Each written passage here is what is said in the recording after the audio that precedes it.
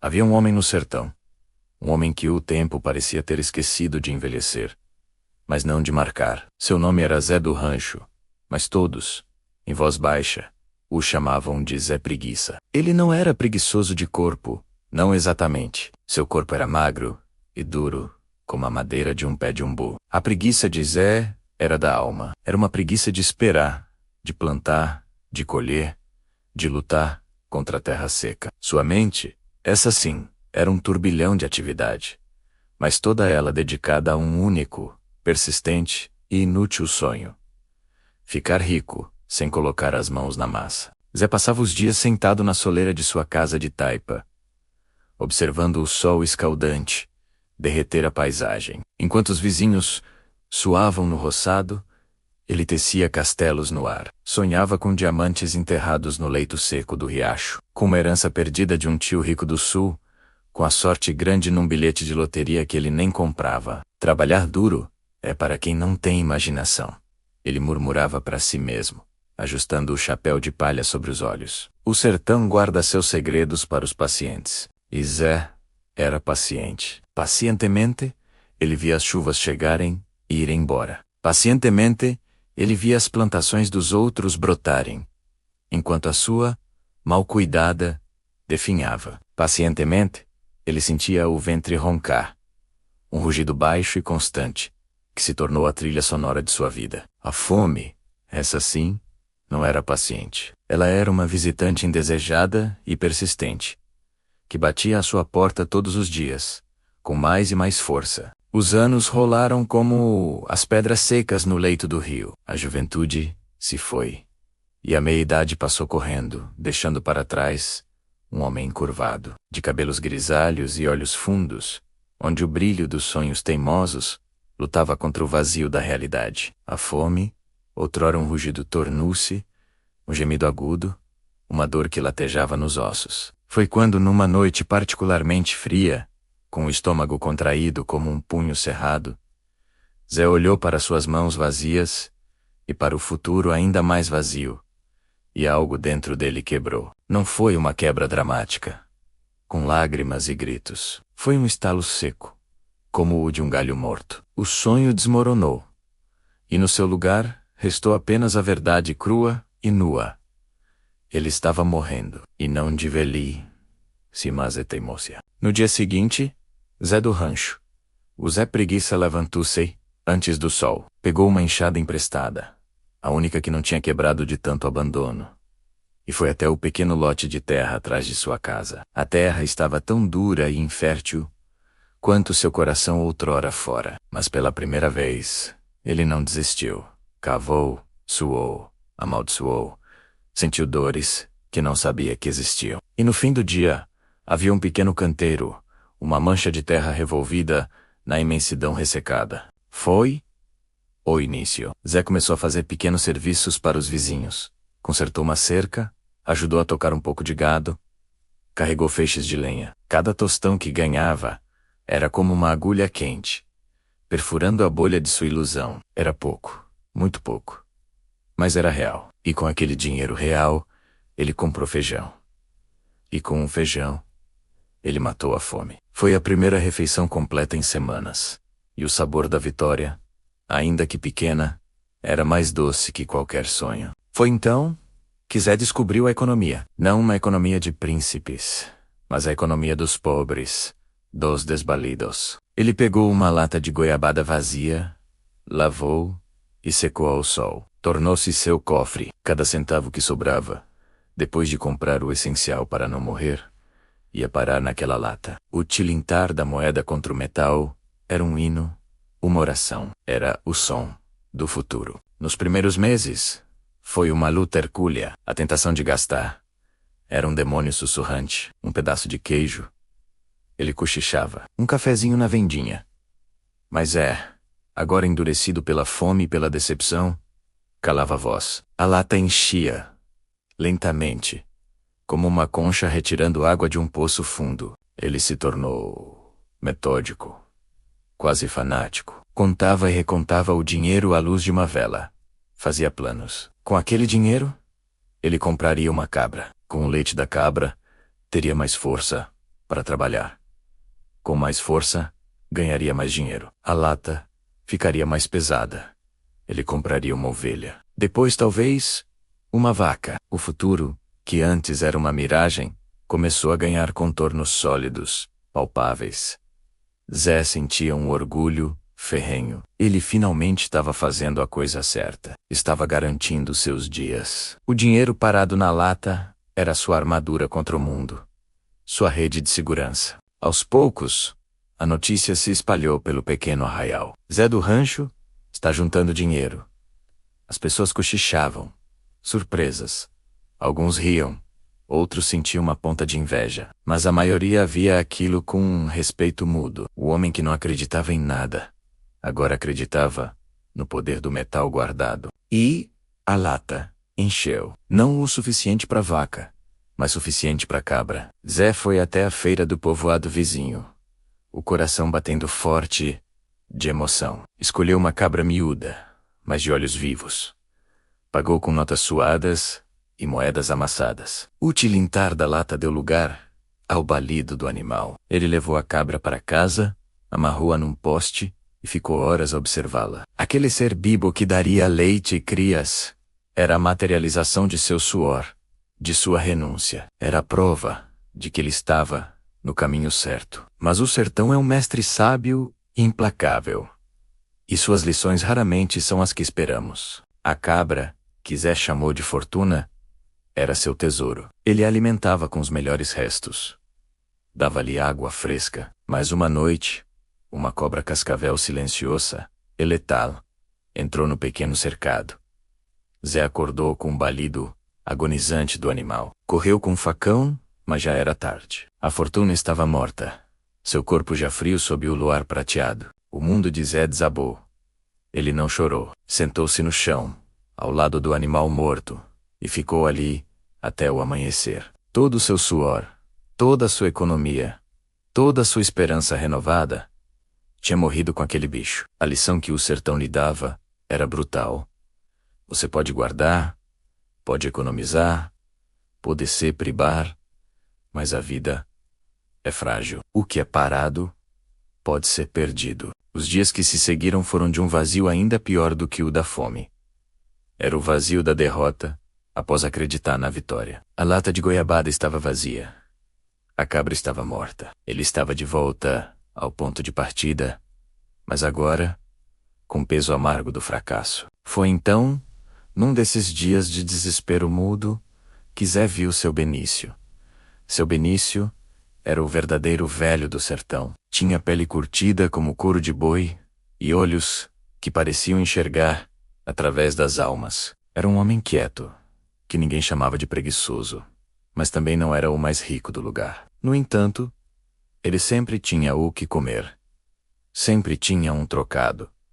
E, o mais intrigante, sempre tinha uma paz interior que irradiava de seu rosto sereno. Zé, com a alma em frangalhos, orostou-se até a casa de seu Benício. Sentou-se no banco de madeira tosca da varanda e, sem cerimônia, despejou sua angústia. Contou sobre os sonhos de riqueza, sobre a fome, sobre a descoberta da economia, sobre a lata de goiabada, sobre a cabra, sobre a cobra. A voz era um fio de desespero. Seu Benício ouviu tudo, calado, mascando um pedaço de raiz de embuzeiro. Quando Zé terminou, exausto, o velho cuspiu o pedaço de raiz e olhou para o horizonte, onde o sol começava a se pôr, pintando o céu de laranja e roxo. Zé, disse ele. Sua voz era como o roçar da areia no vento. Você aprendeu a não ser preguiçoso com as mãos. Isso é bom, mas continua sendo um homem preguiçoso com a cabeça. Zé ficou confuso. Preguiçoso? Eu juntei dinheiro, seu Benício. Eu trabalhei, eu economizei. Economizou, sim, concordou o velho. Mas você trancou seu dinheiro numa lata. E depois trancou seu sonho num cercado, na forma de uma cabra. Você acha que o dinheiro é como uma semente de mucunã, que fica dura e fechada esperando a chuva cair do céu? Zé, não entendeu. Seu Benício continuou. O dinheiro, Zé, é como um peixe. Se você o tira do rio e o deixa na beira, Ele vai secar, vai morrer, vai feder. Ou pior, alguém vem e leva ele. Você guardou seu peixe na areia e achou que estava garantindo o jantar. A cobra só veio comer o que já estava morto. De certa forma, Zé sentiu as palavras como golpes. Elas faziam sentido doloroso. O dinheiro parado morre, Zé, disse o velho, com uma clareza cortante. Ele não cria nada. Não alimenta nada. Só ocupa espaço. A sua cabra era um dinheiro parado. Ela estava lá, só esperando. Para quê? Para dar leite um dia. E enquanto isso, o que ela fazia?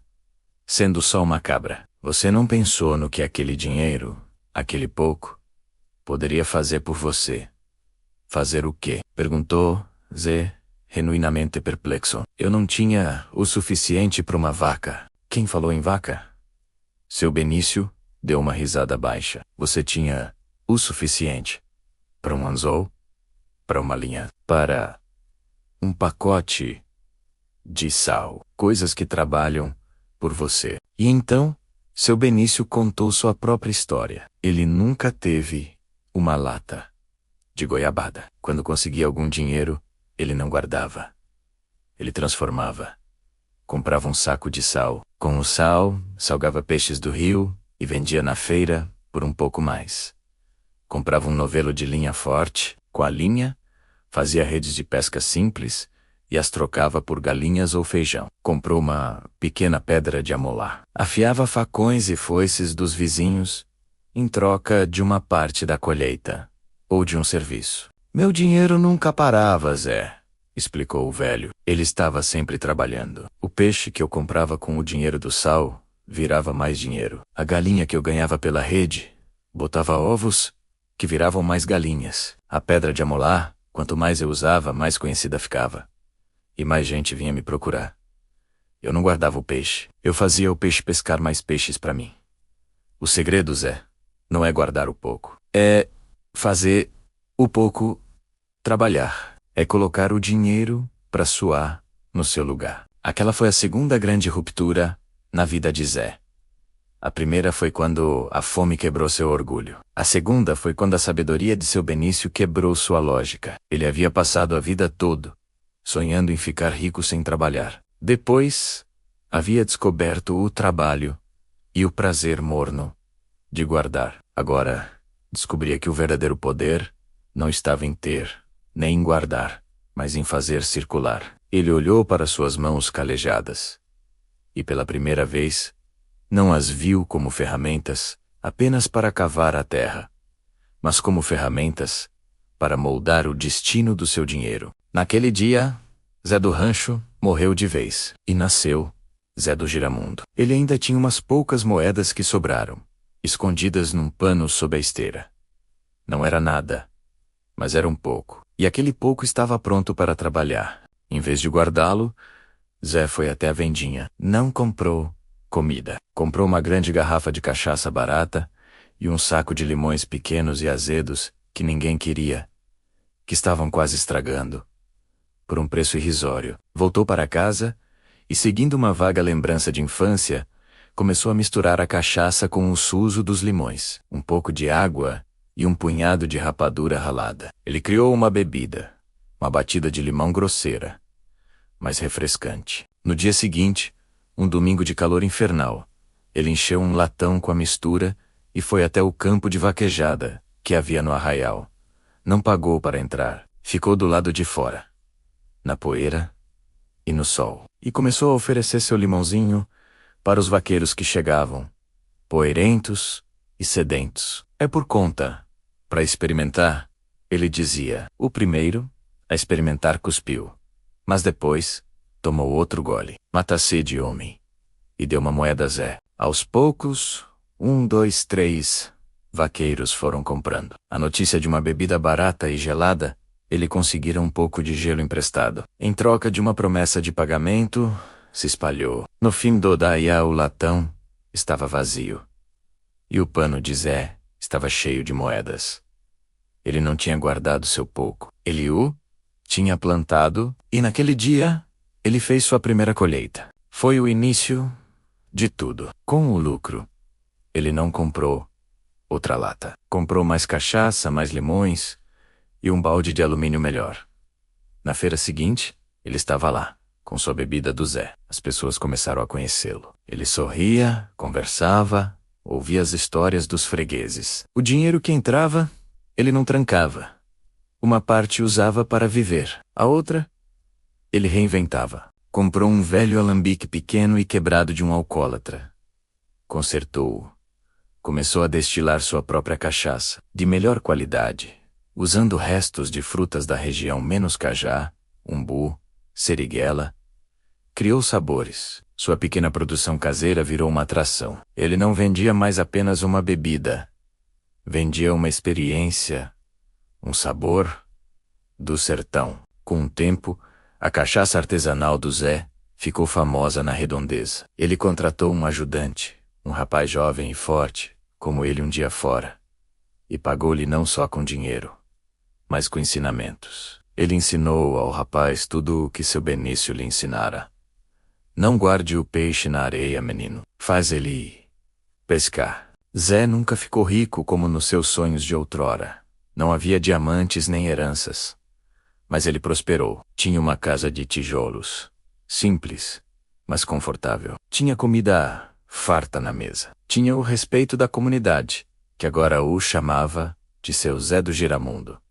E, o mais importante, ele tinha uma paz profunda. A paz de quem sabe que seu sustento não depende de um tesouro escondido, que pode ser roubado por uma cobra ou pela má sorte, mas de sua própria capacidade de fazer as coisas girarem. Anos depois, já um velho respeitado, Zé sentava na soleira de sua casa, não de taipa, mas de tijolos, observando o pôr do sol. Um jovem sobrinho neto, cheio de sonhos grandiosos e planos de juntar muito dinheiro para comprar uma moto na capital, veio visitá-lo. Tio Zé, disse o rapaz, estou juntando cada tostão. Um dia vou ter o suficiente e vou embora daqui.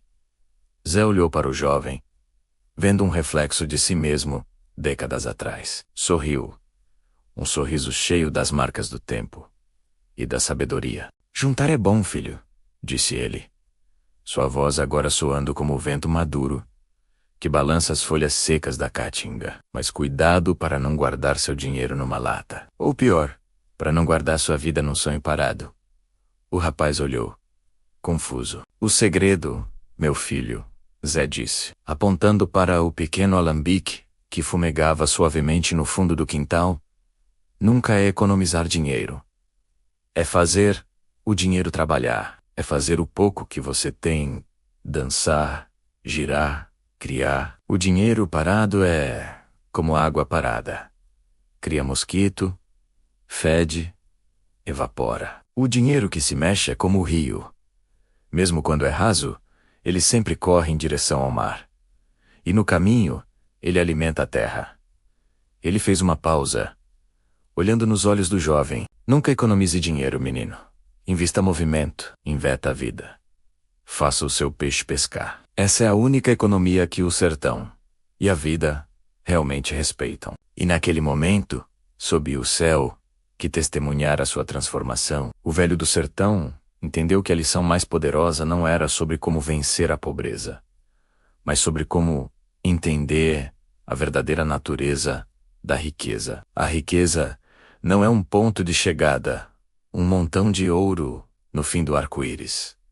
É um verbo. É o ato de circular, de criar, de fertilizar. É a coragem de fazer o pouco que se tem trabalhar, confiando que o movimento, e não a estagnação, é que garante o amanhã. E a história de Zé do Rancho, que se tornou Zé do Giramundo, ecoa até hoje no sertão. Um lembrete sussurrado pelo vento. Guardar é importante, mas só para ter o que plantar. A verdadeira prosperidade começa quando você para de sonhar com o tesouro e começa a cultivar o jardim. E você, já parou para pensar se o seu dinheiro está trabalhando para você ou se você é que está trabalhando para guardá-lo? Será que o que você tem, por menor que seja, não poderia estar girando, criando, construindo algo novo? A história de Zé é uma ficção, mas a lição é real. Reflita.